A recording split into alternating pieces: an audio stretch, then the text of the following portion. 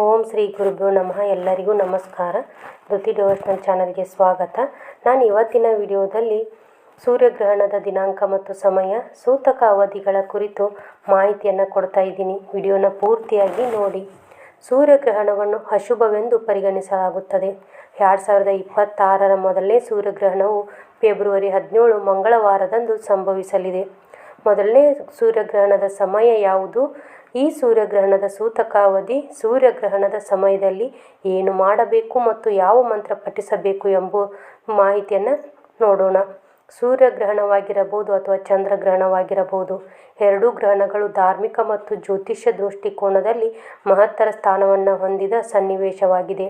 ಆಕಾಶದಲ್ಲಿ ನಡೆಯುವ ಈ ಘಟನೆಯು ಸಕಲ ಜೀವರಾಶಿಗಳ ಮೇಲೂ ತನ್ನ ಪ್ರಭಾವವನ್ನು ಬೀರುತ್ತದೆ. ಹಿಂದೂ ಧರ್ಮದಲ್ಲಿ ಗ್ರಹಣಗಳನ್ನು ಅಶುಭ ಘಟನೆ ಎಂದು ಪರಿಗಣಿಸಲಾಗುತ್ತದೆ.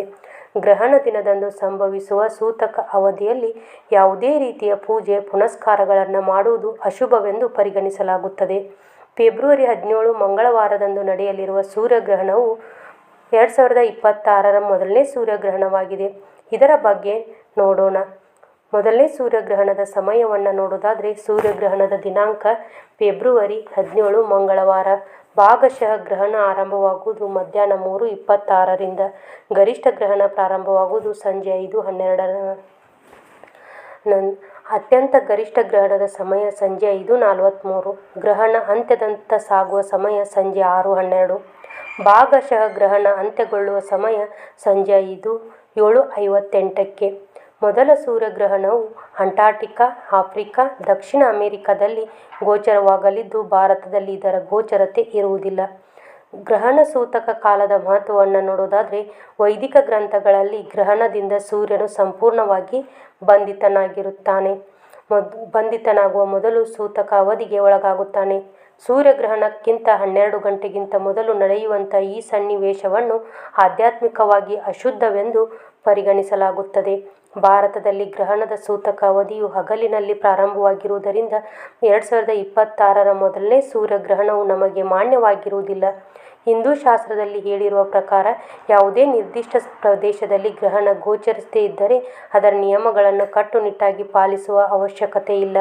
ಆದ್ದರಿಂದ ಈ ಗ್ರಹಣ ಅವಧಿಯಲ್ಲಿ ಅನೇಕ ದೈನಂದಿನ ಚಟುವಟಿಕೆಗಳು, ದೇವಾಲಯಕ್ಕೆ ಭೇಟಿ ನೀಡುವುದು ಮತ್ತು ಶುಭ ಚಟುವಟಿಕೆಗಳನ್ನು ಭಾರತದಲ್ಲಿ ಮಾಡಬಹುದು.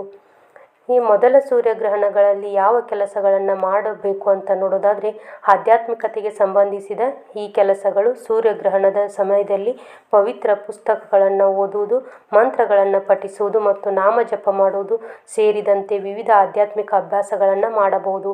ಸ್ನಾನ ಮಾಡಿ. ಗ್ರಹಣ ಹಿಡಿಯುವುದಕ್ಕಿಂತ ಮೊದಲು ಮತ್ತು ಗ್ರಹಣ ಬಿಟ್ಟ ನಂತರ ಸ್ನಾನ ಮಾಡಬೇಕು. ಇದು ನಕಾರಾತ್ಮಕ ಶಕ್ತಿಯನ್ನು ದೂರವಾಗಿಸುತ್ತದೆ. ಪವಿತ್ರ ನದಿಗಳಲ್ಲಿ ಸ್ನಾನ ಮಾಡುವುದು ಕೂಡ ಮಹತ್ವದ್ದಾಗಿದೆ. ದಾನ ಮಾಡಿ.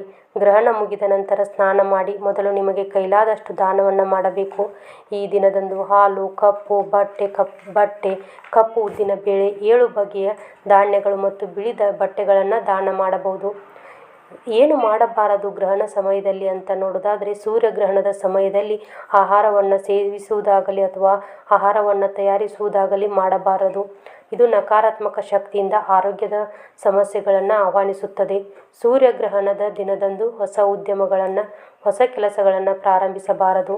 ಪ್ರಮುಖ ಪತ್ರಗಳಿಗೆ ಸಹಿ ಹಾಕಬಾರದು. ಹೊಸ ವಸ್ತುಗಳನ್ನು ಖರೀದಿಸಬಾರದು. ಮದುವೆ ಸಮಾರಂಭ, ಗೃಹ ಪ್ರವೇಶ, ಮುಂಡನ ಸಮಾರಂಭಗಳಂತಹ ಶುಭ ಸಮಾರಂಭಗಳು ಮಾಡುವುದು ತಪ್ಪಿಸಬೇಕು. ಈ ದಿನದಂದು ವಾದ ವಿವಾದಗಳನ್ನು ಮಾಡುವುದು, ಜಗಳಗಳನ್ನು ಮಾಡುವುದು ಮತ್ತು ನಕಾರಾತ್ಮಕ ಚಿಂತನೆಯನ್ನು ಮಾಡುವುದು ತಪ್ಪಿಸಬೇಕು.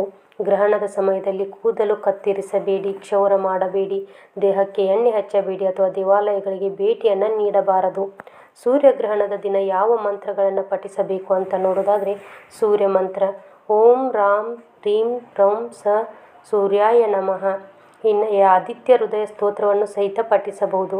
ಸೂರ್ಯದೇವನಿಗೆ ಸಮರ್ಪಿತವಾದ ಈ ಒಂದು ಸ್ತೋತ್ರವನ್ನು ಪಠಿಸುವುದರಿಂದ ಆತ್ಮವಿಶ್ವಾಸ ಮತ್ತು ಧೈರ್ಯ ವೃದ್ಧಿಯಾಗುತ್ತದೆ. ಆರೋಗ್ಯದ ಸಮಸ್ಯೆಗಳು ಪರಿಹಾರವಾಗುತ್ತದೆ. ಶತ್ರುಗಳ ವಿರುದ್ಧ ಜಯ ಸಾಧಿಸಲು ಇದು ಸಹಾಯ ಮಾಡುವುದು. ಗಾಯತ್ರಿ ಮಂತ್ರವನ್ನು ಪಠಿಸಬಹುದು. ಓಂ ಭೂರ್ಭುವಸ್ವಃ ತತ್ಸವಿತುರ್ವರೆಣ್ಯಂ ಭರ್ಗೋ ದೇವಸ್ಯ ಧೀಮಹಿ ಧಿಯೋ ಯೋ ನಃ ಪ್ರಚೋದಯಾತ್. ಮೃತ್ಯುಂಜಯ ಮಂತ್ರವನ್ನು ಪಠಿಸಬಹುದು. ಓಂ ತ್ರಯಂಬಕಂ ಯಜಾಮಹೇ ಸುಗಂಧಿಂ ಪುಷ್ಟಿವರ್ಧನಂ ಉರ್ವಾರುಕಮಿವ ಬಂಧನಾನ್ ಮೃತ್ಯುರ್ಮುಕ್ಷೀಯಮಾಮೃತಾತ್. ಈ ಮಂತ್ರಗಳನ್ನು ಪಠಿಸಬೇಕು. ನೋಡಿದ್ರಲ್ಲ, ಇವತ್ತಿನ ವಿಡಿಯೋದಲ್ಲಿ ಸೂರ್ಯಗ್ರಹಣದ ಬಗ್ಗೆ ಸಂಪೂರ್ಣವಾದಂಥ ಮಾಹಿತಿಯನ್ನು ಕೊಟ್ಟಿದ್ದೀನಿ. ನಿಮಗೆ ಈ ವಿಡಿಯೋ ಇಷ್ಟ ಆಗಿದೆ ಅಂತ ಅಂದ್ಕೊಂಡಿದ್ದೀನಿ. ಇಷ್ಟ ಆಗಿದ್ದರೆ ಪ್ಲೀಸ್ ಲೈಕ್ ಮಾಡಿ, ಶೇರ್ ಮಾಡಿ, ಹಾಗೆ ಕಮೆಂಟ್ ಮಾಡೋದನ್ನು ಮರಿಬೇಡಿ.